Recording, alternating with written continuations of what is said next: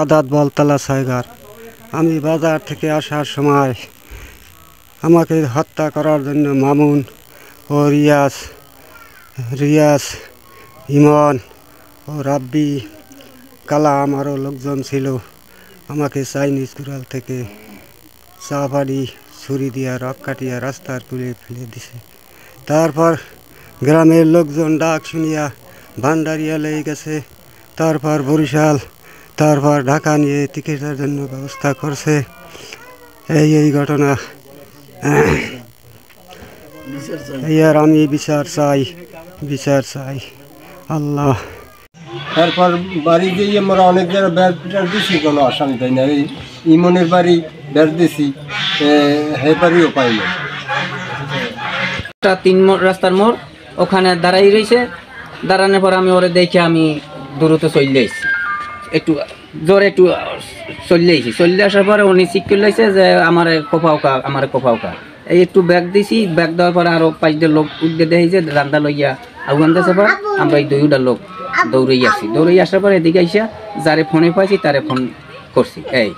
এখন আমার বাড়ির আশেপাশে হামলা দেয়, হুন্ডাইয়া রাউন্ড দেয়, লোক দিয়ে ডাকতে কয়, মানে আমার খুন হারবে, আমার ঘরে সিং দিয়ে খুন টুন করবে যে আমি কেন সাক্ষী দিলাম।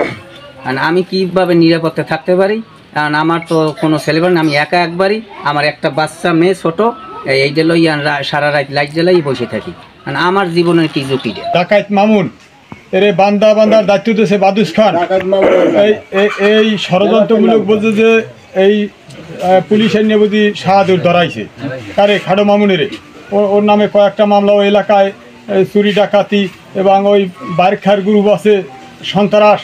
এই সন্ত্রাসটি উনি খেলা করে এবং বহুত মানুষের ভয়ভীত দেখায়, ধান কাটে, গরু খায়, রাতের আধারে মানুষের রাস্তা জাগায় দিয়ে রাস্তা বাঁধে, গরু আইনে খাইয়া রাস্তা বাঁধতে যে নাগাছে তারে হুমকি দিছে, আমারও হুমকি দিছে যে তোরে কইয়া বস্তা বর্মু, তোর কোনো খবর থাকবে না। এই সন্ত্রাসের বিচার আমরা চাই। এলাকায় 14 বড় শক্তিশালী চোর ডাকাইত হোক, এই আইনের আওতায় আনতে হবে। এই খাডো মামুন, ওই রিয়াজ খান সন্ত্রাস, ওই বিদেশ নেছে দালালে, এই বড় বড় দালাল যারা এই সন্ত্রাসের বিরুদ্ধে আছে তাদের আমরা আইনের আওতায় আনবো। আমরা সন্ত্রাসী দেখতে চাই না, চুরি ডাকাতি দেখতে চাই না, ধান কাটা দেখতে চাই না। এই দেশে নিরহ মানুষ দরজা মেলা দিয়ে ঘুমাইবে, আমরা সেটা দেখতে চাই। যত বড় শক্তিশালী ডাকাইত হোক, আমরা ডাকাইত এই বাংলার মাটিতে দেখতে চাই না। যদি পরান যায় যাক, কথা উচিত কথা বলে মারবো।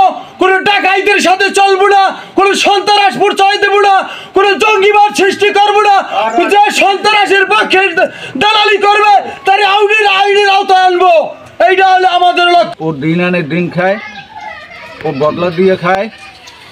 ওরে হত্যা করার উদ্দেশ্যে বিভিন্ন ষড়যন্ত্রমূলকভাবে ওরে মানে হত্যা করার উদ্দেশ্যে ওরে কোপাইছে। আমরা এলাকাবাসী এর সুষ্ঠু বিচার চাই। এখন পর্যন্ত কোনো আসামি গ্রেপ্তার করতে পারে নাই পুলিশ প্রশাসন। আমার স্বামীরে রাস্তায় কোপাইয়ে ফালাই দিয়েছে, তারপর আমি মামলা করেছি। আজ 15-16 দিন হয়ে গেছে, আমি মামলার কোনো বিচার আচার পাই না। আমি একজন আসামিও গ্রেপ্তার হয় না। আমি এই সত্য বিচার চাই, আমি এই আসামিকে বিচার চাই। আমি গরিব মানুষ, রোজ বদলা দিয়ে আনে খাইয়ে খাই, আইসে আমার ঘরে পাইলে চলে না।